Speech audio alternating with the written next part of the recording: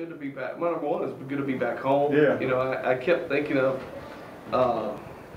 you know, we're blessed to have a little girl in foster care, and she loves it when I play the Louis Armstrong song, "You Know What It Means to Miss New Orleans," and I kept singing that song over and over in my head the whole 6-game road trip, and I just missed New Orleans so bad and missed being here, and we were glad to be here, but we were glad to be able to have a good team effort. We're glad to use some different people tonight to give some people some opportunities to see where they were at with their game, see where they're at in their development. And we're able to do that. You know, we're able to get great nights from our 2 senior captains in Lavelle, who was really efficient offensively as usual, going 8 for 13, had 19 points.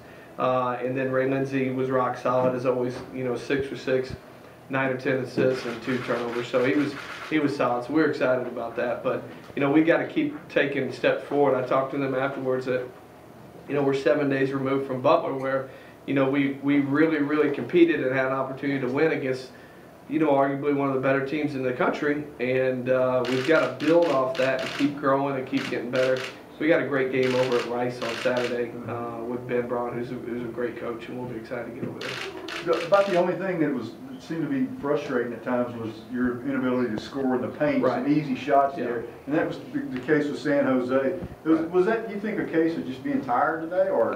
No, I think we just tried to finesse the ball up and not. You know, Whip Sanderson, who is always an entertaining quote, would always say, "Don't fancy it up there," in the Whip Sanderson voice.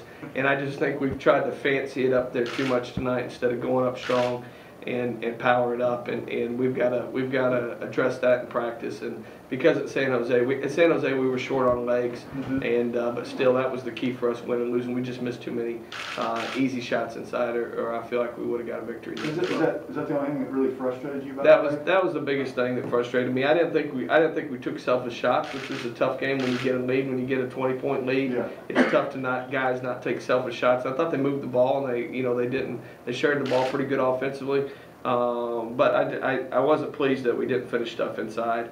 And we got to get better at that, and we will. And I thought we had a couple too many turnovers. Everything else looked pretty good, well, except for the turnovers. But I mean, you had 22 steals.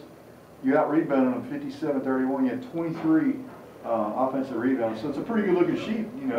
Yeah. Would you say? Were you happy with it? Yeah, I was. And you know, they're good. They're not a bad move. They're not a bad group. I mean, he does a good job with them, and Likens is as good a. You know, Likens could arguably play for anybody in the country. I mean, he is that good offensively. He's that crafty. He's got all the sneaky moves to be able to do stuff. And for us to hold him 11 for 26 is a great night. He scores 30 against everybody they play. So this isn't like this is like a one-time thing. He does this against everybody. So we're excited about that. So, all right. Thank you guys. Good having him back.